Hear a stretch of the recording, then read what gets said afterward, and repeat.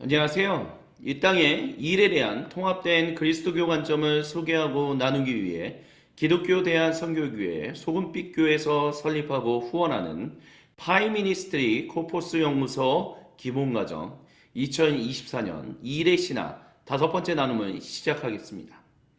오늘은 성별이 반영된 일이다 라는 제목으로 창세기에 기록되어서 이제 오랜 시간 동안 그리스도교 내에 영향을 끼쳤던 남성과 여성과 그리고 일에 대한 관계, 그리고 어떤 부분들을 우리가 다시 한번 회복해야 할 것인가 라는 이야기를 함께 나누겠습니다.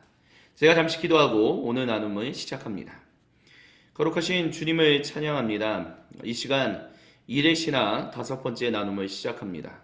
성별이 반영된 일이다 라는 이 제목을 가지고 주님 포스트먼스 교수를 통하여 이미 북미권, 영미권에 나눠주셨던 이 지혜를 저희가 한국어로 함께 나누오니 주님께서 주시는 지혜가 충만하게 해주시고 주님이 주신 능력이 충만하게 하사 주여 우리가 온전히 이를 바라보며 또한 일하는 또 휴식하는 참된 하나님의 형상으로 살아갈 수 있도록 주여 함께하여 주옵소서. 이 시간 우리를 방해하려고 하는 모든 악한 마귀 사탄 세력은 나사렛 그리스도 예수님의 이름으로 저주하고 떠나가게 해 주옵시고 오직 하나님만 이 시간 우리와 함께 하사 모든 영광 주님 홀로 받으시옵소서. 살아계신 주 그리스도 예수님의 이름으로 기도드립니다. 아멘. 예, 그래서 오늘 이제 일의 신학 주제는 방금 전에 말씀드렸던 것처럼 성별이 반영된 일이다라는 제목을 가지고 함께 이야기를 좀 나누려고 합니다. 그래서 저희가 타락과 관련한 얘기까지 이제 함께 나눴잖아요. 그러니까 희망을 품은 실패다라고 이제 말씀을 드렸어요. 그러니까 실패되었다. 결국에는 우리가 타락을 하게 되었다라는 것을 이제 창세기를 통해서 그래서 그것이 영향을 끼쳐서 우리의 일, 우리의 일터, 삶의 모든 현장, 그리고 시스템, 체계 모든 것에 영향을 끼쳤다라고 얘기했죠. 하지만 하나님이 원래 사람에게 그분의 형상으로 창조하시면서 그들에게 요구하셨던 청지기적인 사명, 왕 같은 제사장의 사명이 뭐예요? 온 세상에 나아가서, 온 창조 속에 나아가서 거룩한 제사장적 역할을 하라, 청지기적 역할을 하라라는 것이었죠. 그리고 그 일을 흩으시는 것들을 멈추지 않으셨다라는 것은 하나님이 그만큼 소망을 품고 계시는 일들, 하나님은 자신의 그 일들, 창조하시고 구속하시는 일들에 대한 그 놀라운 일들에 굳이 표현한다면 자신감이라고 해야 할까요? 아니면 어쨌든 자신감이라기보다는 하나님은 온 세상을 거룩한 길로 인도하신다라는 그 신실하심이라는 그 사람과 맺었던 언약에 기초를 두어서 그리고 세상을 창조하셨을 때 마음에 작정하셨던 것들을 꾸준하게 이루어 가시는 모습들을 우리가 볼 수 있다. 타락과 관련해서 일의 성경적 신학 관점에서 우리가 그와 같은 이야기들을 살펴볼 수 있다라는 이야기를 함께 나눴습니다. 그래서 그것과 관련해서 우리가 이제 그렇다면 우리가 기억해야 할 거, 그리고 우리가 반드시 다뤄야 하는 거는 남성성, 여성성, 즉 성별이 반영된 일에 대한 이런 관점들을 우리가 어떻게 바라봐야 할 것인가라는 부분을 한 번쯤은 좀 짚어보고 넘어갈 필요가 있다라고 얘기를 할 수 있을 것입니다. 그래서 성별이 반영된 일이다라는 주제로 함께 좀 이야기를 진행하고자 하는데요. 일단은 이런 생각들을 좀 해보죠. 남성과 여성 사이에 그들이 일과 관계를 경험하는 방식에 있어서 어떤 특정한 다름이 있다라고 우리가 얘기해 오고 있습니까? 예, 그런 부분들이 좀 있죠. 그리고 두 번째, 이 세상 안에 남성과 여성을 위한 구별된 직업들이 있냐라고 했었을 때 굉장히 그런 스테레오타입의 일들이 있었다라는 것을 우리가 또한 얘기해 볼 수 있습니다. 그리고 세 번째, 교회 안에 남성과 여성을 위한 구별된 일의 역할이 있는가라고 했었을 때 오랜 시간 동안 또한 그와 같은 일들이 있었다라는 것을 우리가 부인할 수 없을 거예요. 그래서 이제 그런 것들을 우리가 왜 그렇게 영향들을 가지게 되었는가 이런 것들을 생각해 볼 수 있는데 그래서 우리가 이제 남성성과 여성성을 좀 잠시 동안 연구해 보고 그 다음에 성경적인 성별 신학에 대해서 좀 잠시 얘기한 다음에 성경 안에 있었던 여성과 남성의 모습 그리고 예수님과 여성의 관계 그래서 이 일에서 성별이 어떻게 다른가 이런 부분들을 좀 순차적으로 짤막짤막하게 좀 살펴보도록 하겠습니다. 먼저 도입 퀴즈를 한번 해보도록 할게요. 일단은 퀴즈를 할 텐데 좀 드릴 텐데 당신이 이제 실패하지 않을 퀴즈를 좀 드리고자 합니다. 그래서 true and false, 그러니까 진리다 아니면 가짜다 이런 것들을 한번 대답을 해보시면 좋을 것 같아요. 첫 번째 질문은 여성은 남성보다 감성적이고 남성은 여성보다 이성적이다라는 질문입니다. 이거에 대해서 당신은 여러분은 이것을 진리, 참이다라고 생각하십니까? 아니면 거짓이다라고 생각하십니까? 두 번째 질문은 여성은 남성보다 더 기도하는 쪽으로, 그냥 기도하는 사람들이고 성경 공부에 남성들보다 더 참석하며 그들 자신을 교회의 일에 더 헌신한다. 이거에 대해서 진짜 그렇다라고 생각하십니까? 아니면 그렇지 않다라고 생각하십니까? 또 이런 것들을 한번 좀 생각해 보셨으면 좋겠어요. 세 번째 질문은 남성은 여성과 같은 방법으로 구원을 경험합니다. 라는 질문을 좀 드려볼게요. 그래서 같은 어떤 그런 형태로서 남성도 여성과 같은 방법으로 구원을 경험하는가 이런 것도 한번 좀 생각해 봤으면 좋겠고요. 네 번째 질문은 남성은 여성들보다 그들의 믿음에 대해 말하는 경향이 적다. 이것도 정말 그렇다. 그렇지는 않다. 한번 생각해 보셨으면 좋겠어요. 다섯 번째, 교회 역사 가운데 위대한 성인들의 대부분은 여성이다. 이런 부분에 대해서도 한번 생각해 보셨으면 좋겠고요. 일곱 번째, 여성은 남성보다 잘못된 가르침을 받아들이는 쪽으로 더 기울어진다. 예를 들면 하와가 그렇지 않냐? 이런 질문도 있어요. 어떻게 생각하시는지 한번 좀 살펴보십시오. 그리고 여덟 번째 질문, 여성은 관계를 지향하는 경향이 있으며 반대로 남성은 그들의 일을 지향하는 경향이 있다. 이런 것들도 한번 살펴봤으면 좋겠습니다. 아홉 번째 질문, 여성은 관계들로부터 그들의 자부심을 얻는 경향이 있고 남성은 그들의 일, 그러니까 과업, 타스크라고 할 수 있겠죠. 그것이 성공하는 것으로부터 자부심을 얻는다라는 질문을 좀 드려보고 싶어요. 그리고 열 번째 질문은 남성은 말 속의 의미와 원칙의 기초로부터 도덕적 판단을 내리는 경향이 있고요. 그와 반대로 여성은 관계에서부터 도덕적 판단을 내리는 경향이 있다. 한번 좀 생각해 보셨으면 좋겠습니다. 그리고 마지막 열 번째 질문은 남성은 위계적이고 경쟁적인 관계를 추구하는 경향이 있고 여성은 반대로 관계의 그물 안으로 들어가는 경향이 있다라는 이런 질문을 좀 드려보고 싶습니다. 여기서 드리는 이 10가지의 질문은 제가 처음 이 질문들을 받았을 때는 굉장히 그런 얘기를 많이 들어봤는데 하는 질문들이 있었어요. 대표적인 것이 이제 여성은 남성보다 감성적이고 남성은 여성보다 좀 이성적이다. 대표적으로 제가 많이 들어왔던 이야기들이었고요.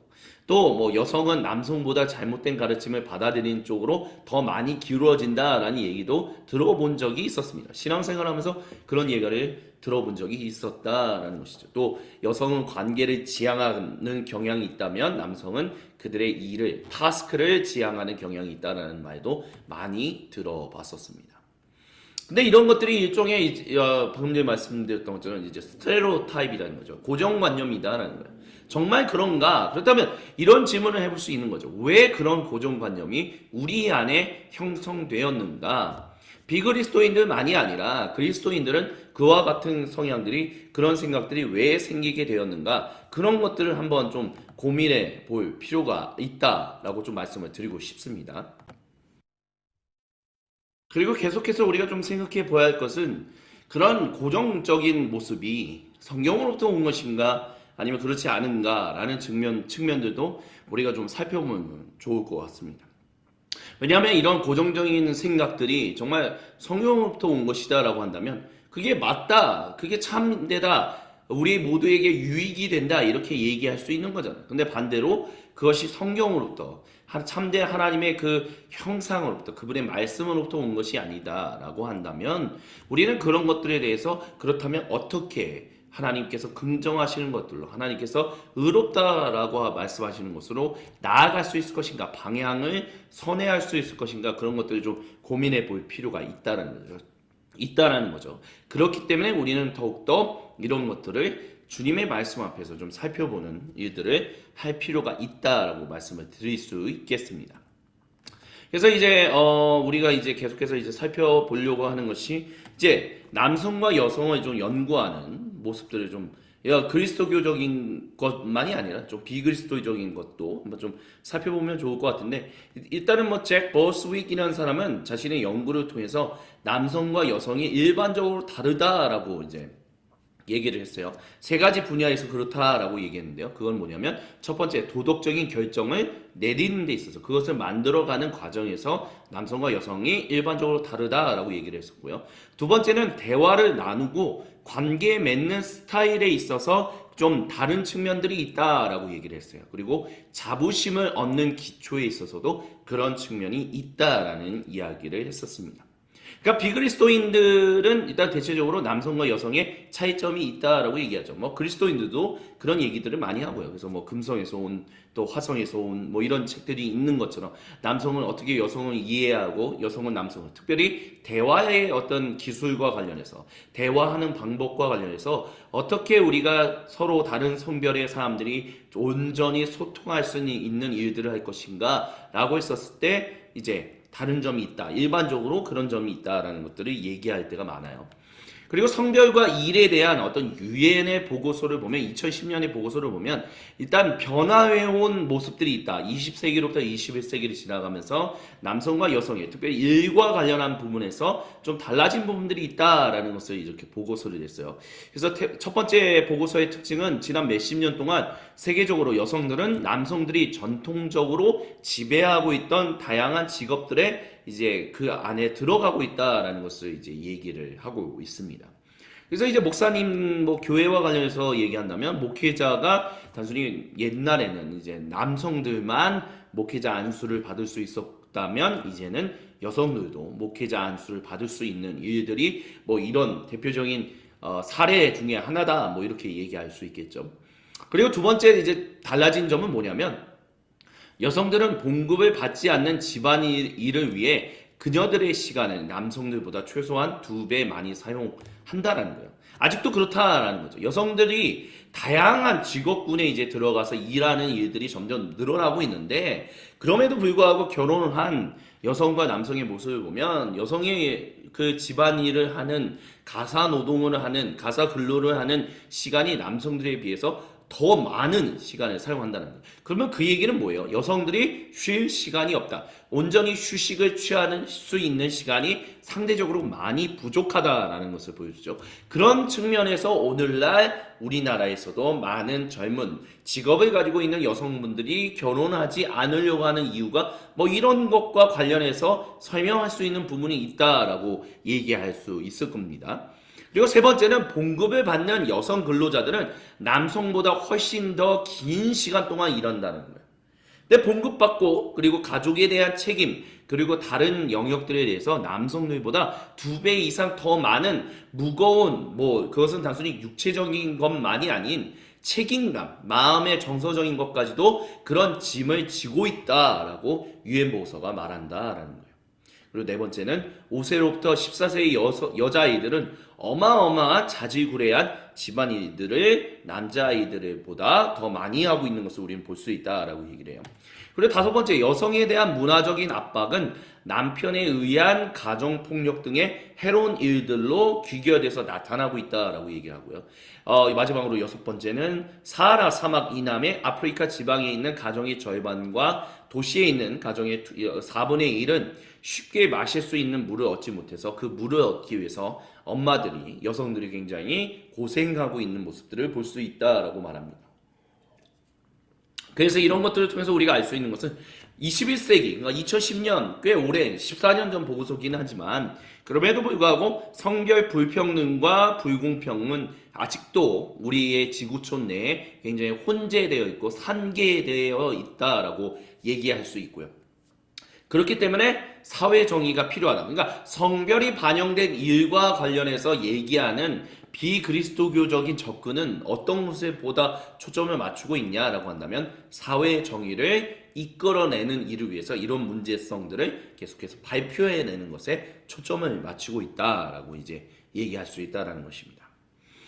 그러면 그리스도교도 당연히 하나님께서 세상을 거룩하게 하시고 세상을 복되게 하시고 남성과 여성 모두가 함께 더불어서 한 몸 이루어서 복을 누리고 복을 나누면서 살아가게끔 하나님이 제사정적 공동체로 부르셨다라고 하잖아요. 그게 창세기 이야기잖아요. 비록 타락으로 인해서 아담과 하와, 남성과 여성이 서로를 지배하고 그것의 지배를 받지 않으려고 하는 끊임없는 투쟁과 싸움과 폭력의 일들을 진행하고 있다 할지라도 하나님은 원래 그런 것들을 원하지 않으셨다라는 것을 성경은 얘기하고 있다라면 이것은 그러니까 성별 불평등과 불공평 그래서 사회정의가 필요하다라는 것은 비그리스도인들에게만 주어진 것이 아니라 사실 그리스도인들이 먼저 목소리를 내서 우리 안에 진정한 사회정의가 하나님이 원하시는 하나님의 형상은 이런 것이 아니다라는 것을 얘기하는 어떤 당위성을 부여받는다라고 이제 얘기할 수 있을 것입니다. 그렇기 때문에 그리스도인들도 성결이 반영된 일에 대해서 얘기해야만 하는 중요한 이유는 그것이 바로 하나님의 형상으로 창조된 사람들이 추구하고 나아가야 하는 빛의 삶, 빛의 길, 빛의 인생이기 때문이다라고 말할 수 있을 것입니다. 그러면 도대체 하나님께서는 성경 안에서 진실로 남성과 여성이 신체적 성별로서의 남성과 신체적 성별로서의 여성이 어떻게 한 몸을 이루어서 하나님의 복된 일들을 세상 가운데서 제사장적 공동체 청지기로서 살아가기를 원하셨는가 이것을 살피는 것은 매우 중요한 것이고 당연한 것이다 라고 얘기할 수 있을 거예요. 그래서 우리가 지금 이제부터 이제 성경적인 성별 신학을 좀 살펴보고자 하는데요. 일단은 남성과 여성 모두가 교감 안에서 서로가 서로를 인지하고 서로가 서로를 관계 맺는 존재로서 하나님이 남성과 여성을 창조했다라는 것을 우리는 창세기 1장을 통해서 살펴볼 수 있습니다. 태초부터 그렇게 교감하는 존재로서 서로가 서로를 인지하고 서로가 서로를 함께 이 교감이라는 것은 이성적인 것만이 아닌 정서적인 것, 영혼적인 것 모든 존재로서의 그러니까 모든 것이 다 교감하는 존재로서 하나님이 자기 형상으로 남성과 여성을 창조하셨다는 거예요. 그리고 당연한 것은 타락 이전에 남성과 여성은 존재론적인 평등을 가지고 있다는 거예요. 성경은 강력하게 공동의 영성, 공동의 인간성, 상호 의존, 일, 삶, 그리고 영성에서 남성과 여성의 상보성을 확언한다라고 말하고 있습니다. 특별히 우리가 아까 전에 우리가 처음 살펴봤던 퀴즈에서 여성은 보다 더 이렇게 안 좋은 방향으로 흘러갈 가능성이 더 높다. 남성 이런 얘기가 있다라고 했잖아요. 근데 이제 제가 이제 그리스도인으로서 10대를 보내면서 들었던 그 얘기를 들었을 때 어떤 얘기를 들었느냐라고 한다면 하와가 결국에는 범죄함으로 그 선악을 하는 나무의 열매를 먹게 하고 남성을 꼬시기로 말미암아 남성이 죄를 지은 거 아니냐. 그러니까 벌의 최종적인 것은 결국 여성이 문제였다 이런 식으로 얘기하는 그런 얘기들을 들을 때가 많았었어요. 근데 그 뒤에 이제 성경에서 그러니까 그런 식의 이야기에도 결국에는 여성이 남성보다 잘못될 가능성이 되게 높다라는 불평등한적인 모습, 존재론적으로 불평등하다, 남성이 더 괜찮은 존재, 여성은 그렇지 못한 존재 이렇게 바라보는 관점이 그 성경을 읽는 가운데서 그대로 그냥 묻어져서 나온다 이렇게 얘기할 수 있다는 거죠. 근데 중요한 것은 우리가 보통 이렇게 얘기하면 좋을 것 같아요. 예수님께서 죽으시고 이제 죽으러 간다라고 했을 때 제자들은 원하지 않으셨잖아요. 근데 요한복음서를 보면 사도 요한은 이런 얘기를 해요. 내가 너희를 떠나는 것이 더 유익하다라고 예수님 말씀하세요. 즉 제자들도 내가 떠나야 돼. 왜냐하면 너희에게 더 유익한 성령님이 오실 것이기 때문에 내가 너희를 떠나지 않으면 성령님은 오지 않는다라고 얘기한다는 거죠. 그러면서 성령님에 대해서 우리가 보통 뭐라고 얘기했어요? 조언자, 보혜사라고 얘기했죠. 우리를 돕는 존재라고 얘기한다는 거죠. 그러니까 성령님은 한 명 그 한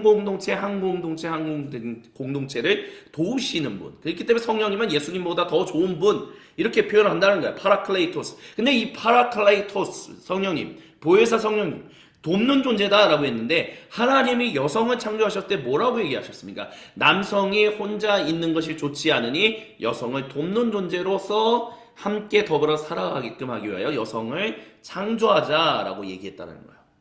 그렇다면 그 표현대로 간다면 창세기에서 여성은 남성보다 더 하등한 존재 또는 참 불완전한 존재가 아니라 더 완전한 존재로서 창조되었다 이렇게 얘기할 수 있을 거예요. 굳이 얘기한다고 하면.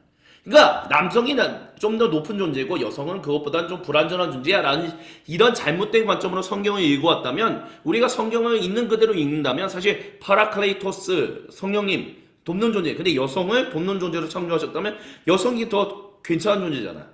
그리고 우리가 창세기에 보면 결국에는 최종적인 마지막 창조가 가장 창조의 백미를 이제 드러내는 건데 창세기 1장의 그 모습이 그렇다면 남성보다 여성이 창조의 맨 마지막에 창조된 존재다라고 한다면 클라이막스는 사실 남성보다는 여성에 더 초점을 맞추고 있다. 창세기가. 그렇다라고 우리가 얘기할 수 있는 가능성은 충분히 있다라는 거예요. 그렇다면 여성이 남성보다 뭐 하등하다. 뭐 불완전하다. 이라고 얘기하는 것은 성경에서 얘기할 때 전혀 설득적이지 않다라고 이제 얘기할 수 있을 것입니다. 근데 어쨌든 이 남성과 여성이 그래서 여성이 더 나은 존재다 이런 얘기를 하기 위해서 지금 이런 말씀을 드리는 것이 아니라 존재론적인 평등으로 하나님은 남성과 여성을 창조하셨다는 거예요. 하지만 창조적인 다름이 있다라는 것. 그러니까 여성은 돕는 존재다라는 표현을 분명히 하나님이 표현하셨다라는 것을 본다면 무엇인가 조금 다름의 모습들이 있다라는 것을 우리는 볼 수 있어요. 그리고 그것은 단순히 창세기의 이야기만이 아닌 성경 안에 나타나는 수많은 증인들, 남성, 여성, 신실한 하나님 백성들의 모습을 통해서도 드러나는 것들을 우리는 볼 수 있습니다. 그리고 뭐 당연한 거지만 타락함으로 말미암아 남성과 여성의 어떤 하나됨의 그것이 삶의 깨어짐을 경험하는데 다르게 경험하는 것들을 이제 보게 되죠. 그래서 남성은 일을 열심히 수고하지만 수고한 만큼의 대가를 얻지 못할 것이다 라는 것과 여성은 출산하는 그 복을 하나님이 주셨는데도 불구하고 너희는 고통 가운데 출산을 하게 될 것이다. 뭐 이런 것들을 다르게 경험하는 것들을 우리는 볼 수 있습니다. 하지만 중요한 핵심은 뭐예요? 그리스도 안에서 남성과 여성은 온전한 모습으로 정말 하나님이 원래 원하시고 기뻐 의도하셨던 그 모습으로 회복되는 진정한 구원이 있다라는 것을 성경은 얘기하고 있습니다. 그래서 이런 것들과 관련해서 우리가 기억해야 할 것은 남성과 여성은 서로 완전한 동업, 그리스도 안에서 예수님 안에서 완전한 동업을 하는 진정한 동업자다라고 얘기할 수 있을 거예요. 그래서 바울은 고린도전서에서 이런 얘기를 해요. 종말론적으로 종료 시각, 즉 뭐냐? 예수님이 재림하시는 새하늘과 새 땅 그때에서 여성이 어떤 역할들을 할 것인가 라고 했었을 때 성령님의 시대 안에서 그때 당시에 주 1세기의 여성들이 성적인 어떤 구별을 당하고 있던 여성들이 더 이상 그런 구별을 겪지 않는 그런 시대를 맞이하게 되는 날이 올 것이다 라는 것을 사도 바울이 얘기를 하고 있습니다. 그러니까 여성에 대한 뭐 다양한 우리가 보통 사도 바울을 얘기할 때 여성에 대한 차별적인 모습들이 사도 바울이 남긴 기록들에 굉장히 많이 나타난다라고 이제 얘기를 하잖아요. 근데 그런 것들에 대해서 그렇지 않았다라는 이제 성경의 어떤 학자들도 굉장히 많이 포진해 있고 있습니다. 그러니까 여성은 기본적으로 좀 사도 바울 안에서도 여성은 좀 아직도 문제가 있는 존재들, 불완전한 존재들. 그래서 여성들은 뭐 예를 들면 교회 안에서, 집 안에서 잠잠하라 뭐 이런 식으로 얘기했던 것들이 그런 것들을 드러내는 모습이다 뭐 이렇게 얘기를 하지만 그렇지 않다라고 얘기하는 성경학자들도 많다라는 것을 우리가 얘기할 수 있어요. 그래서 오늘날의 성경학자들 중에 21세기 성경학자들이 굉장히 또 많은 연구를 하고 있는 게 무엇이냐면 도대체 사도 바울이 우리가 얼핏 보면 여성에 대해서 좀 더 차별적으로 대하고 있는 그런 성경 구조들이 실제로는 그렇지 않다라는 것을 어떻게 우리가 발견할 수 있는가라는 것들에 대해서 또 활발하게 연구되어 가고 있고요. 그것은 단순히 성경 본문 안에서의 연구만이 아닌 그때 당시에 주 1세기 또한 주 2세기 초대교회 안에서 여성들의 역할들이 어떠했는가라는 어떤 그런 교회사적인 연구 초기 기독교사의 연구, 그리스도교사의 연구를 통해서 더 활발하게 좀 발전되어 나오고 있어요. 그래서 많은 결과물들이 나오고 있다라고 얘기할 수 있는데요. 뭐 그런 다양한 것들을 지금 얘기할 수는 없고요. 어쨌든 중요한 것은 성령님의 새 시대 안에서 이제는 여성의 성적인 구별, 성적인 차별을 받는 일들은 없을 것이다. 그들에게도 하나님께서 고유하게 주신 재능과 기질과 달란트가 있고 그 것들이 활발하게 펼쳐져야 하는데 그 펼쳐지는 것들이 교회 안에 주님 안에 즉 주 그리스도 예수님 안에서 한 몸 이루는 것을 깨서는 안 되는 그런 측면에서 이제 얘기되어 가고 있는 것들을 우리는 볼 수 있어요.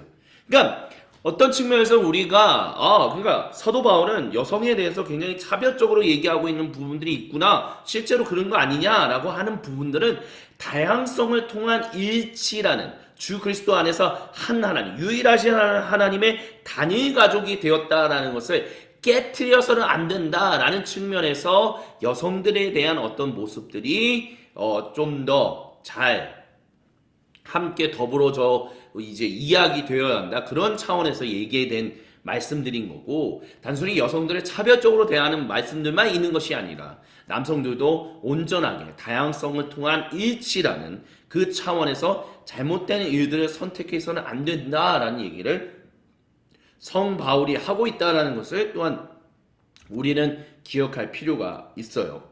그러니까 이런 것들, 그러니까 우리는 구별된 존재들이다라는 건, 구별된 존재들, 그래서 우주적으로, 문화적으로, 창조적으로, 관습적으로 다른 측면들이 있지만, 하지만 그러니까 원래 지금 우리가 현재 살아가고 있는 세상에서 마치 우주적으로, 문화적으로, 창조적으로, 관습적으로 남성과 여성의 차이점이 있고 차별점이 있고 막 그런 것처럼 보이는 것이 보이지만, 사실 주님 안에서 남성은 여성에게서 태어났고, 이런 표현은 뭐냐? 상호 의존적인 것을 이제 얘기하는 것이다. 이런 것들이 고린도전서 11장에서 이야기되고 있다라고 말할 수 있다라는 것입니다. 그렇기 때문에 우리가 성경에 사도 바울이 여성을 차별하고 있다 이런 식으로 표현했던 것들은 사실 그렇지 않았다라는 것을 좀 온전하게 인식할 필요가 있습니다. 그래서 그런 수업들을 좀 들으시면서 성경 안에서 초대교회가 여성을 얼마만큼 상호 의존적인 존재로서 남성과 여성의 관계를 재형성하고 있는가라는 것들을 우리가 좀 바로 알 필요가 있어요. 그래서 그런 측면에서 이제 어떤 열매들을 맺느냐, 진실로 상호 의존적인 것이다라는 것을 우리가 회복하게 되는 그 순간 풍부한 교회의 일치를 경험하게 되고, 결혼 생활 안에서 풍성한 동반자적인 관계와 풍성한 영성을, 그리고 풍부한 인격적인 만족을 누릴 수 있다라고 이제 사도 바울이 말하는 것을 우리는 볼 수 있을 것입니다. 그래서 고린도전서 11장에 대한 얘기를 우리가 짧게 이야기를 했지만, 주님 안에서 남성은 여성에게 태어났고 상호 의존적이다라고 사도 바울이 얘기했다라는 것을 우리가 기억해야 한다는 것. 그런 측면에서 이제 성경 안에서 여성과 남성이 어떻게 상호 의존적인 것으로 그려지는지를 우리가 좀 살펴봤으면 좋겠습니다. 먼저 성경 안에서 일단 여성에게만 주어진, 여성들만이 하는 일이다라고 우리가 보통 인지했던 일들이 사실 하나님이 하시는 일로 그려지는 모습들을 우리는 볼 수 있어요. 즉 뭐냐? 우리는 보통 하나님의 아버지, 유대교도 그랬고 그랬지만 하나님 아버지, 그러니까 좀 하나님에 대해서 남성성을 부여하는 그런 모습들이 굉장히 오랜 시간 동안 있었어요. 교회를 여성으로 좀 표현하고 그랬는데, 그러니까 그리고 굉장히 이제 고정관념적으로, 고정적인 모습으로 여성들만이 하는 일. 그래서 이거는 남성들이 해서는 안 되는 일이야, 이렇게 얘기하는 것들이 옷을 만들거나 음식을 제공하거나 식사를 섬기거나 이런 것들이 있었잖아요. 근데 그런 것들이 하나님이 하시는 모습들이 있다는 거예요. 하나님의 말씀이신 예수님이 하시는 것, 그리고 믿음의 조상인 아브라함이 하는 모습들이 보여져요. 그러니까 요리만 놓고 본다면 요리를 여성들만이 하는 것이 아니라 남성들, 주님 안에서 충실한 증인들이 남성들이 하는 것들을 또한 우리는 볼 수 있습니다. 또한 예수님이 요리하시는 모습이 요한복음서에 또한 기록되어 있잖아요. 그런 것처럼 여성에게만 주어져 있다, 이건 여성들만이 하는 일이다 라는 개념은 성경 안에 사실은 존재하지 않는다라는 것을 우리는 이와 같은 것들을 통해서 살펴볼 수 있습니다. 또한 두 번째, 여성의 일에 대해서 잠언 31장이 주는 좋은 얘기가 있어요. 유능한 여인에 대한 얘기가 있는데, 이 여인은 관리하는 일을 하고 있는 사람이에요. 또한 장사를 하는, 다른 말로 한다면 사업하는 사람입니다. 그래서 이 양털과 사물 구에다가 이제 손을 굉장히 바쁘게 놀리고요. 밭을 점검하고 사고, 그래서 직접 번 돈으로 포도원을 사는 모습을 보여줘요. 그래서 이 유능한 여성이 보여주는 거래하는 것들은 확실히 이윤을 반드시 남기고요. 그 팔기 위해서 의복과 장식들을 만드는 일들을 또한 그리고 있습니다. 또한 자선을 베풀어요. 손을 펴서 가난한 사람들을 돕고 팔을 내밀어 궁핍한 사람을 도와요. 그래서 이 유능한 여인의 성품은 어떤 성품을 가지고 있느냐? 에너지가 넘치고 강하며 열심히 일하며 또한 힘과 위엄이 눈에 모든 사람이 봤을 때 분명하게 드러나는 가시적이에요. 예의 바른 인격성을 또한 가지고 있는 것을 우리는 볼 수 있습니다. 그리고 지혜와 친절함과 함께 말하고 가르치고요. 그녀가 가정의 모든 것을 조심스럽게 살피고 게으름으로부터 괴로움당하지 않는 어쩌 부지런한 모습들을 보여줍니다. 그래서 그녀가 칭찬을 받아요. 그래서 주님을 경외하고 거룩한 삶을 사는 아내는 칭찬을 받고 남편은 그의 아내를 개성 있게 보고 그녀로 인해서 하나님을 찬양하는. 그래서 남편과 아내의 상호적인 관계는 하나님을 명예롭게 하는 모습들을 우리는 볼 수 있다라고 합니다. 그래서 이런 유능한 여성에 대한 모습을 이제 우리가 가지고 있는 성경 말고요. 지금의 현재 유대인들이 쓰고 있는 그 텍스트를 보면 이 유능한 여성이 진짜 실제로 존재할 수 있느냐라고 했었을 때 너무 이상적인 존재야. 이거는 현실적으로 불가능해. 이렇게 얘기할 수 있잖아요. 근데 이것이 진짜 유대인들은 진짜 그런 사람이 있어라고 하면서 이 유능한 여성의 증거가 바로 루시아라고 해서 잠언 뒤에 룻기를 이렇게 배치해서 성경을 읽어요. 그래서 진정한 잠언 31장의 유능한 여인에 대해서 얘기를 하면 진짜 그런 사람이 있을 수 있어 라고 했었을 때 바로 뒤에 이제 룻기가 시작되면서 룻이 바로 그런 사람이다 라는 실제적인 역사적인 신뢰로서 이제 유대인들이 인식하는 어떤 그런 것들을 그런 인식할 수 있게 유대인들이 인식할 수 있게 성경 읽기를 이렇게 배치해 놨다라고 이제 볼 수 있다라는 거예요. 그런 것처럼 성경에 단순히 여성에게만 주어진 일이다라고 하는 것이 사실은 여성에게만 주어진 일이 아니라 남성들이나 하나님이 하시는 것이다 라고 표현되어 있다면 또한 여성의 일에 이거는 여성의 일이다라고 말할 수 없는 것들이 여성이 할 수 있는 일이다라고 잠언 31장에 기록되어 있고 그것에 대한 역사적인 신뢰로 룻을 제시하는 모습들을 성경은 우리에게 보여준다라는 것을 좀 기억할 필요가 있어요. 그래서 실제적으로 그런 일들을 한 사람들을 보면 사라를 일단 예를 들면 3명의 방문자가 사라와 아브라함 사이에 아들이 태어난다라는 것을 알리기 이전에 사라를 찾는 모습을 보여요. 그러니까 아브라함에게만 그 얘기만 하고 끝낸다가 아니라 사라도 그 얘기를 들어야만 한다라는 그만큼 존중받는 하나님으로부터 존중받는 모습이 그리고 굉장히 그만큼 그 종족을 이끄는 데 있어서 중요한 역할을 하는 사람으로서 그려지고 있는 모습을 우리는 또한 성경을 통해서 볼 수 있습니다.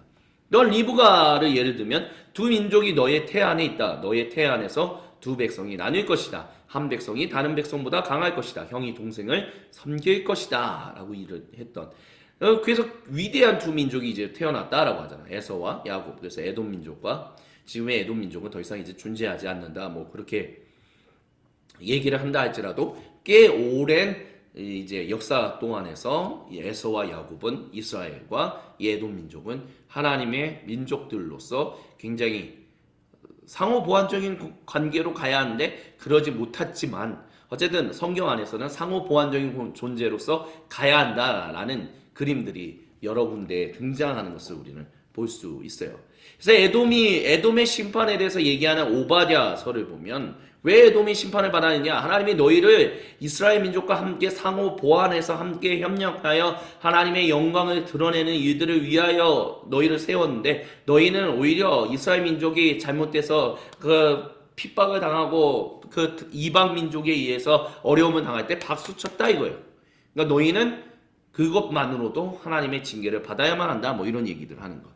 그만큼 상호 보완적인 존재로서 나타나는데 그 시작점이 누구예요? 그 이야기를 들은 사람이 누구예요? 이삭이 아니라 리브가였다라는 것을 본다면 그만큼 창세기 저자는 리브가가 사라처럼 그 민족 그 가문을 이끈 데 있어서 주도적인 역할을 하고 있는 여성이었다라는 것을 이제 남성만이 해야 하는 족장 뭐 그렇게 표현할 수도 있겠죠. 족장 남성만이 해야 하는 일을 여성이 하는 그 주어져 있는 어떤 그런 파격적인 모습을 그리고 있다는 것을 우리가 볼 수 있습니다. 그 외에 드보라를 얘기한다면 라피도스의 아내로서 여성 예언자예요. 근데 이끌고 심판하는 그런 여성 사사의 모습을 우리는 또한 성경을 통해서 볼 수 있고요. 그런 지도자적인 모습, 가문을 이끄는 지도자적인 모습을 방금 전에 사라나 리브가를 통해서 볼 수 있다면, 민족을 이끄는 지도자의 모습을 우리는 드보라를 통해서도 볼 수 있습니다. 그리고 신약 성경에 보면 요한나라는 사람이 등장하는데 헤롯의 청지기인 구사의 아내예요. 근데 그리스도는 헤롯 안티파스 가정으로부터 여성 추종자들을 가졌다라는 것을 우리가 알 수 있습니다. 근데 이제 이 요한나가 막달라 사람 마리아와 야고보의 어머니 마리아와 함께 부활하신 예수님을 만났고 12 제자에게 부활하신 예수님, 그냥 첫 증인이 되었다, 뭐 이런 것들을 본다면 대단한 어떤 모습들. 그건 특별히 신약 성경 안에서 부활의 첫 증인들이 남성이 아닌, 뭐 우리가 많이 들어서 아마 익히 잘 알고 계시겠지만 주 1세기의 로마 제국 내에서 여성은 그리고 전혀 증인의 역할을 감당할 수 없었거든요. 증인이 될 수 없었어요. 근데 이런 사람들이 부활의 첫 증인들이다라고 하면서 복음서에 기록되어 있다는 것은 그만큼 성경 안에 그리스도인들, 하나님의 백성들이 여성을 얼마나 세상의 관습하고는 다르게 보고 있었는가라는 보여주는 증거다라고 이제 얘기할 수 있습니다. 특별히 사도들, 남성 제자들은 이 여성들의 말이 안 되면 믿지 않았다라는 것은 그만큼 남성 제자들의 안타까운 모습들을 이제 이렇게 비교해서 보여주는 하나의 대표적인 장면이다라고 이제 볼 수 있어요.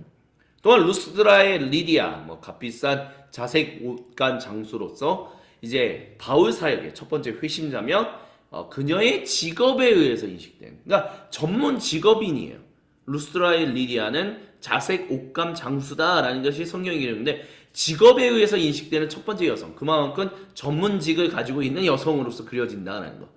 또한 그녀의 집이 빌립보의 그리스도교 공동체의 중심이 되었다라는 것은 그만큼 이 여인이 가지고 있었던 놀라운 능력, 그 모습들을 우리는 또한 성경을 통해서 볼 수 있다, 이렇게 얘기할 수 있을 것입니다.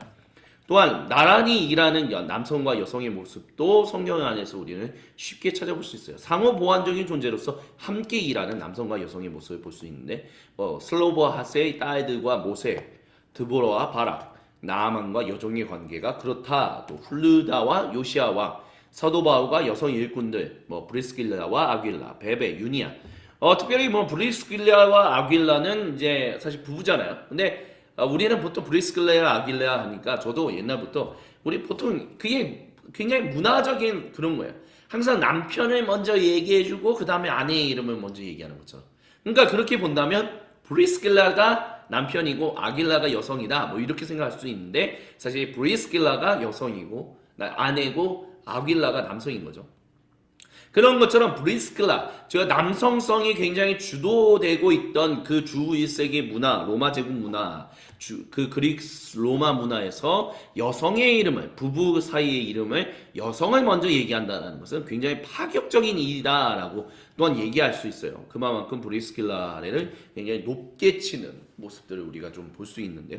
그런 것들이 굉장히 함께 더불어 일하는, 남성과 여성이 함께 더불어 일하는 그런 진정한 창조 때의 하나님 형상으로서의 모습, 그런 것들을 반영하고 있는 굉장히 획기적인 장면이다, 이렇게 얘기할 수 있을 것입니다. 또한 예수님은 여성을 어떻게 대하셨는가라고 한다면 그때 당시에 여성에 관한 문화를 반박하셨다는 것을 우리는 볼 수 있고요. 또한 여성을 남성과 평등하게 대하는 것을 누가복음서 18장을 통해서 볼 수 있습니다. 또한 여성을 인격으로 간주하시는, 그러니까 소유물이 아닌 진정한 인격체로 다루시는 모습을 우리는 또한 누가복음서에서 살펴볼 수 있었고요. 또한 여성들을 적극적으로 가르치시고 여성들이 자신이 가르치실 때 남성들과 함께, 그래서 마르다와 마리아에 있어서 그 이야기, 마르다가 마리아 좀 보내주세요 라고 얘기했던 이야기의 핵심은 마리아가 꼭 도와야 하기 때문이 아니라 마리아가 남성 제자들과 함께 한 방에서 예수님의 가르침을 듣고 있는 것이 그때 당시에 유대교 문화에서 절대로 인정받을 수 없는 문화였기 때문에 좀 나오게 해달라 요청한 모습, 대표적인 있는 것이다 라고 할 수 있어요. 그만큼 예수님은 여성들을 적극적으로 그리고 남성 제자들과 동등하게 대하셨다는 것을 우리는 볼 수 있습니다.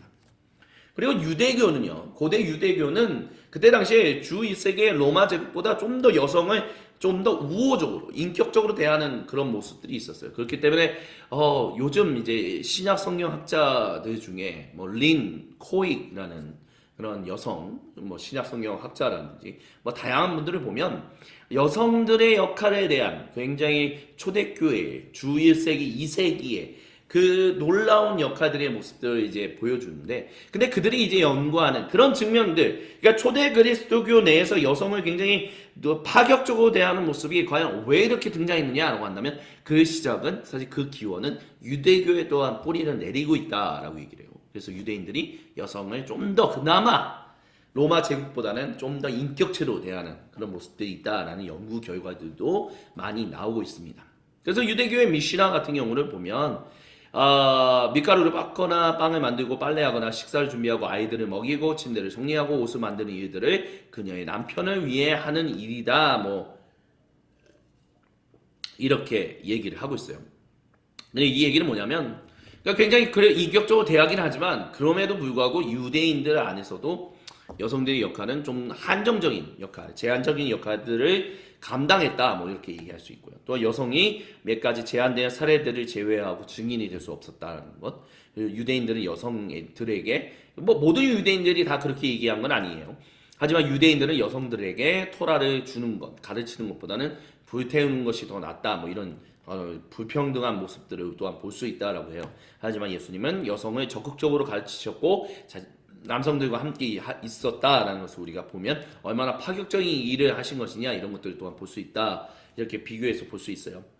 또한 랍비 유대인들은 이제 비록 여성들의 회당에서 이제 성경 말씀을 듣는 것을 허용했었지만 여성을 제자로 삼지는 않았었어요. 근데 그래서 여성은 토라에 대한 지식을 오직 그녀의 집에서 랍비나 남편을 만드는 것을 얻었었지만 예수님은 그러지 않았다라는 것을 우리가 볼 수 있습니다. 그리고 이것과 관련해서 이제 사도 바울이 여성들은 제발 좀 집에 가서 배우십시오, 뭐 이렇게 얘기했었던 것들, 그런 측면들은 무엇을 얘기하려고 하는 것인가? 이게 전형적인 유대인들의 얘기처럼 제자로 삼지 않았었기 때문에 랍비나 남편을 만들려고 하기 위해서 그렇게 한 거냐?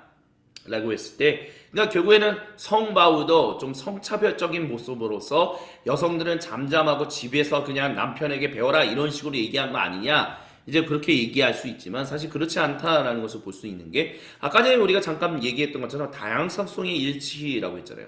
그리고 고린도 전서에서의 가장 중요한 이야기의 핵심은 그거예요. 내가 하나님 안에서, 주 그리스도 예수님 안에서 성령 하나님을 통하여 아버지 하나님과 친밀한 인격적인 관계를 누리고 있기 때문에 나는 모든 것을 자유롭게 할 수 있다. 하지만 이 내가 자유롭게 하는 행동이 누군가에게 믿음의 흔들림을 제공하는 그런 일이 된다면 나는 그것을 하지 않는 것이 더 온전하다. 모든 것이 나에게 자유하나 그것을 스스로 뭐라고 그럴까요? 제한하는 것. 그것은 하나님 안에서 우리가 한 몸 된 것을 위하여 그것을 지키고 또한 풍부하게 하는 데 있어서 중요한 것이기 때문에 나는 그렇게 하지 않을 거다, 이 얘기를 하는 것이 중요한 거잖아. 그런 측면에서 뭐 우상에 대한 음식, 뭐 여러 가지 다양한 얘기를 하는데 그 핵심을 가지고 사실은 이 얘기를 하고 있는 거예요. 여성들은 집에서 잠잠하게 자기 남편에게나 배우십시오 라고 얘기하는 이야기는 그냥 유대인들의 회당 그 랍비의 모습을 그냥 전형적으로 따라서 그런 얘기를 하는 불공정하고 불평등한적인 얘기를 하는 것이 아니라, 여성들도, 즉 사도 바울이 봤을 때 여성들도 충분히 자기가 하나님의 은혜 가운데서 예수님이 하셨던 것처럼 말씀을 배우고 말씀을 가르치고 뭐 여러 가지 다양한 역할들을 할 수 있지만, 주님의 그것이 누군가에게 시험이 들게 하는 일이다라고 한다면, 그것이 오히려 유익한 모습으로 등장하지 않는다면, 오히려 그 여성들이 너무 그 자유에 취해서 내가 가르칠래요, 저 이렇게 가르치세요, 들으세요 하면서 교회의 질서를, 주님의 질서를 흐트러뜨리는 일들을 행했을 때는 그것은 좋은 것이 아니다. 그런 차원에서는 차라리 자기의 집에서 이야기를 듣는 것이 더 낫지 않겠느냐, 머리에 너울을 쓰고 듣는 것이 좋지 않겠느냐, 뭐 그런 식의 이야기를 한 것이다 라고 볼 수 있다는 거죠. 그렇다면 또 이렇게 질문하는 사람들도 분명히 있을 겁니다. 그렇다면 결국에는 교회의 질서를 위해서, 그러니까 사도 바울에게 있어서는 질서라는 게 되게 중요한 거네요. 그러니까 불공정하고 불평등한 모습이 질서를 지키는 것을 위해서, 질서를 지키는 게 더 중요하니까 그 질서를 지키기 위해서 불공정하고 불평등한 일들도 그냥 암묵적으로 묵인하고 가자라는 얘기를 하고 있는 거네요 라고 이제 얘기할 수 있을 거예요. 특별히 강력한 사회운동, 적극적인 사회운동을 얘기하는 사람들에게 있어서는 사도 바울의 그런 모습들은 되게 한계가 많다, 뭐 이렇게 얘기하는, 비판을 받을 수 있는 그런 모습이다라고도 이제 얘기할 수 있을 것입니다. 근데 그렇지 않다라고 저는 얘기를 하고 싶은 게 뭐냐면 결국 사람을 바꾸는 것, 진정으로 그 시대의 문화를 바꾸는 것, 무엇인가를 변혁시켜서 구속하시는 것은 하나님이다라는 분명한 믿음의 고백이 있어요. 무엇보다 성 바울이 자신이 회심한 일들은 전적인 하나님의 은혜로 말미암아 가능한 것이었다라고 얘기하잖아요. 근데 하나님의 은혜가 온다면 변혁은, 구속은 일어난다라는 거예요. 놀랍고 파격적인 일들은 반드시 일어난다라는 거예요.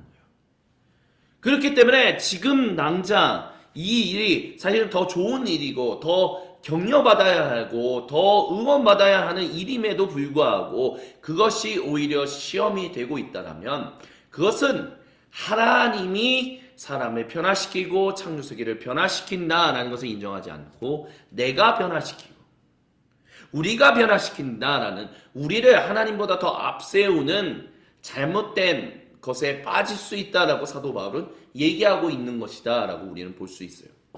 무슨 얘기냐? 다시 한번 언급한다면, 다시 한번 강조한다면 사도 바울에게 있어서는 하나님의 일하심이 먼저다. 예수님은 오신 하나님, 성육신하신 말씀이신 하나님, 그분 자신이에요. 그렇기 때문에 그분이 하시는 것은 바로 그분은 개혁적인 일들을 하심에도 불구하고 당연히 많은 사람들이 막 부딪히지만 그분은 구속을 베푸시는 바로 주체이시기 때문에 그와 같은 일들을 파격적으로 하실 수 있는 분이었습니다. 그리고 실제로 예수님의 제자들, 성령님의 충만한 가운데서 그런 파격적인 일들을 하는 일들이 분명히 교회 안에서 일어났었습니다. 근데 중요한 핵심은 그런 파격적인 일들이 일어날 때 혼란이 가중되는 일들이 있다는 거예요. 혼돈이 가중되는 일들이 있다는 거예요. 그 혼란과 혼돈이 가중될 때 항상 하나님이 세상의 질서를 잡으셨던 것처럼 교회가 추구해야 하는 것은 질서를 잡는 일이다라는 거예요. 질서를 깨트리는 일들, 변화와 변혁이 일어나는데 그것이 하나님이 창조하신 질서들을 깨뜨리는 어떠한 그런 것들로 등장한다면 그것은 오히려 좋은 것이 아니다. 그렇기 때문에 성 바울은 하나님이 하시는 일들 가운데서 질서를 깨는 일들을 우리는 막아야 한다. 그런 차원에서 여성들이 교회에서 잠잠하라 라든지 여성들은 머리에 너울을 쓰고 예언하라 뭐 이런 식의 얘기를 한 것이다 라고 볼 수 있다라는 것입니다. 그런 이야기들은 결국 우리 안에 이와 같은 이야기들을 끄집어내는 도출시키는 것이다 라고 얘기할 수 있어요. 어떤 것을 이렇게 도출시키냐 라고 한다면 하나님이 하시는 일, 하나님이 행하시는 일들은 당연히 변혁과 놀라운 일들을 행하신다라는 것.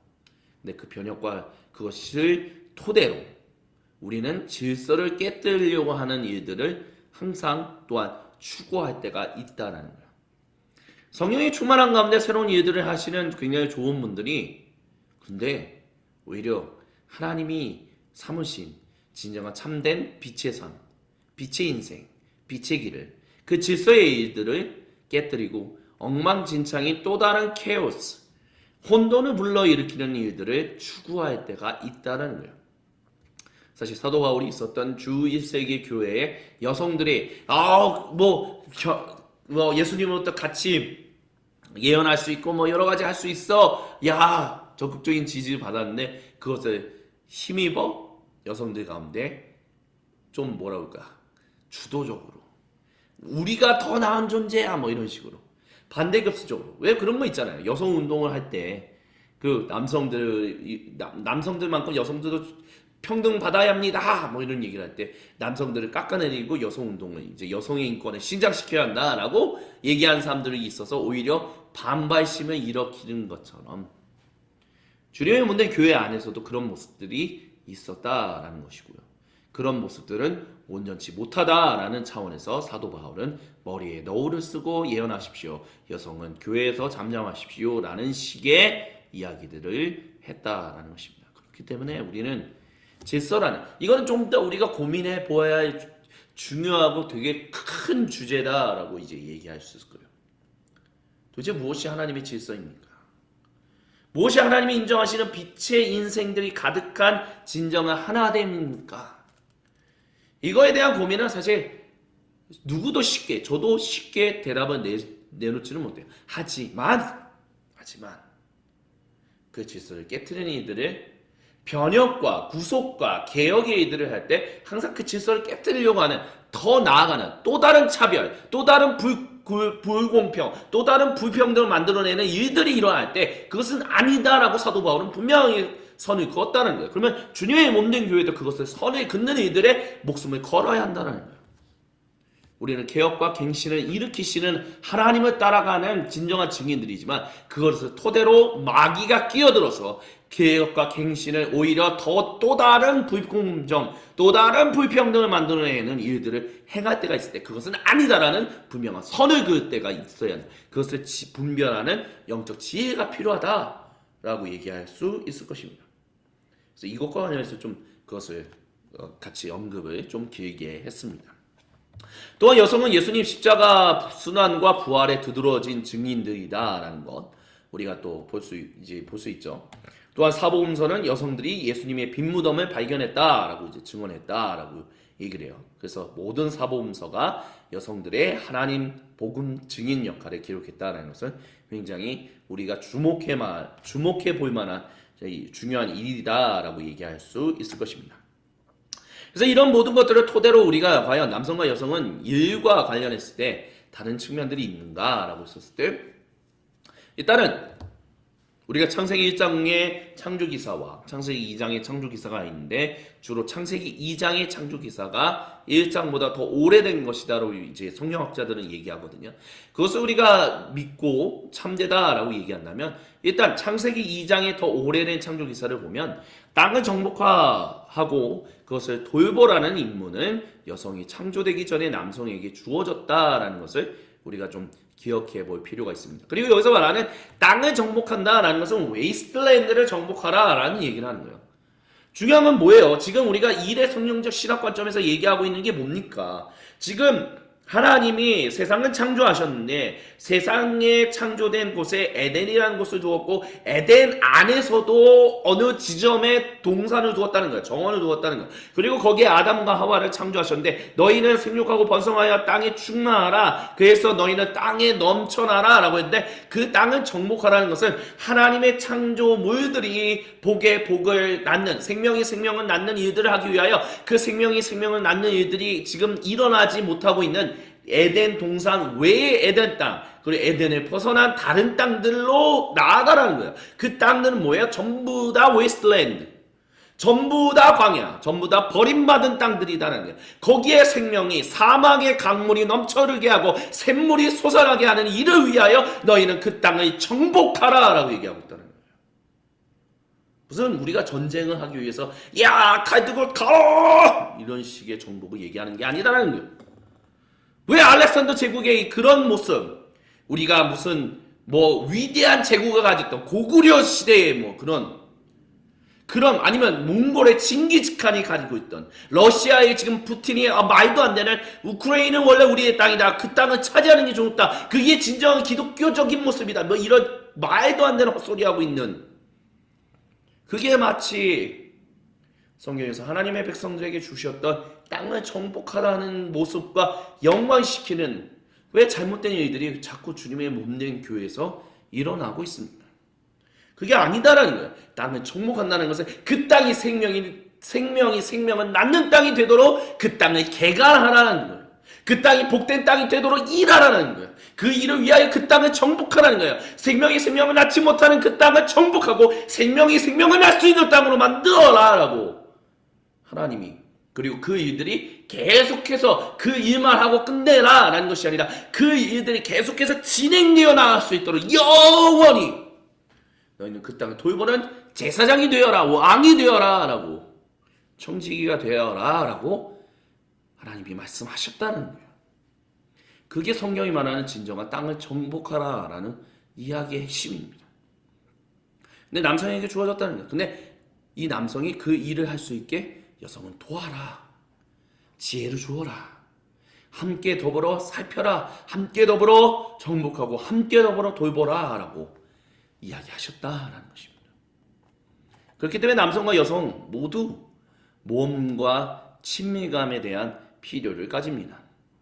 물론 남성에게는 모험에 대한 필요가 더 큰 것처럼 보이고 여성에게는 친밀감에 대한 필요가 더 큰 것처럼 보이는 모습들을 우리는 확인할 수 있어요. 하지만 중요한 핵심은 남성과 여성 모두 두 가지를 동시에 필요로 하다라는 것을 성경이 말하고 있다는 것을, 그리고 우리가 우리 자신을 놓고 봤을 때 모든 남성이 모험만 추구하고 친밀감이 필요 없고 모든 여성이 모험에 대한 거에 대해서는 관심 없고 친밀감은 표현, 우린 그렇게 얘기할 수 없잖아요. 모험을 추구하는 여성이 있는가 반면 친밀감을 더욱더 필요로 하는 남성들이 있다라는 것을 우리는 또한 보고 있지 않습니까? 남성과 여성 모두 두 가지를 동시에 필요로 하게끔 하나님이 창조하셨다는 것을 우리는 볼 수 있다라고 말할 수 있을 것입니다. 첫 번째 사람이 죄를 짓고 저주를 받았을 때 남성은 그의 일에서 실망을 경험하게 되며 여성은 남성과 관계 맺는 것에서 실망을 경험하게 되는 그런 하나님의 징계를 받았어요. 그런 것들이 반영되어서 어떤 남성의 모습은 어떤 한 사람의 일과 관련해서 표현되고 여성과 관련한 어떤 그리스도교 형성은 관계 안에서 표현되는 것인가? 한 번쯤 생각해 볼 만한 주제다, 이렇게 얘기할 수 있을 것입니다.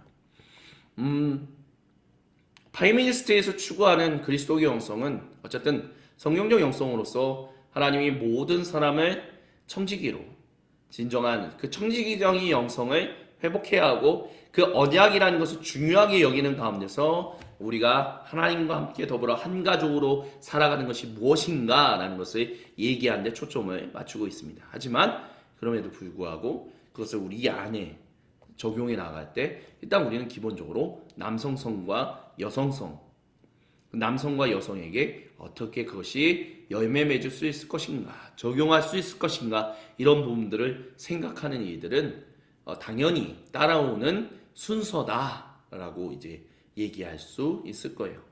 그렇기 때문에 비록 파이미니스트에서는 일단 좀 더 큰 그림에 대한 얘기들을 더 많이 하지만 그렇다고 해서 그것만 얘기하면 모든 사람에게 큰 그림을 그냥 그대로 적용하는 일에만 우리가 에너지를 쏟아야 한다? 그것이면 다다? 그렇게 얘기하는 것은 아니다라고 이제 더불어서 좀 말씀을 드리고 싶어요. 큰 그림을 가지고 있는 상황에서 그러면 우리 안에 어떻게 적용해 갈 수 있는가?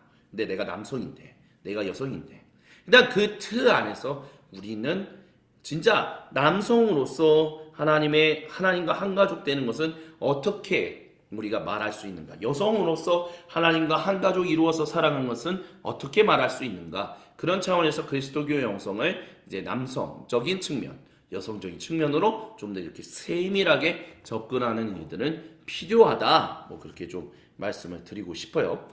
그래서 오늘 나눴던 이야기들을 요약하면 다음과 같이 요약할 수 있습니다. 첫 번째, 일에서 남성과 여성의 다름은 어떤 역할, 직업이 남성의 일이고 어떤 것은 여성의 일이다라고 스테레오타입으로 고정적으로 나눌 수 있는 것은 아니다라는 것을 우리는 기억해야 합니다. 또한 다른 것은 오직 다른 것은 남성과 여성이 일하는 방법이다. 그리고 그들이 일터로 가지고 오는 삶의 현장으로 가져오는 무엇인가시다라는 것을 우리가 함께 이야기 나눴습니다. 그리고 두 번째, 사회에서 직업들은 남성과 여성 모두에게 열려 있다는 거예요. 근데 이러한 직업들은 남성과 여성의 동반자 관계에 의해서 풍부하게 된다는 것을 우리는 기억해야 합니다.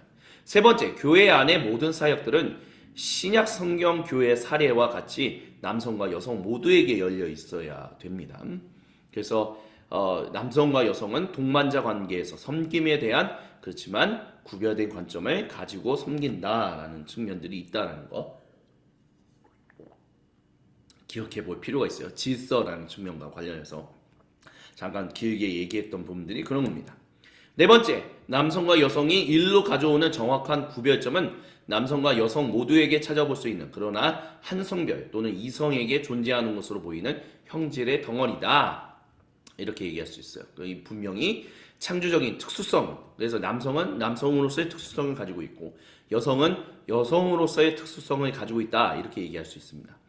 또한 어떻게 죄가 우리를 개인과 근로자로서 영향을 끼쳤는지 그리고 어떻게 하나님이 베푸시는 구속이 몇몇 창조적인 특수성들을 회복하여 이를 통해 각 사람이 다른 일을 풍요롭게 할 수 있는지 이런 것들을 우리는 고민해서 일의 신학을 살펴볼 필요가 있다. 이렇게 또한 오늘의 이야기를 요약할 수 있을 것입니다. 그래서 오늘 일의 신학 다섯 번째 나눔 성별이 반영된 일에 대해서 저희가 함께 이야기를 나누었습니다.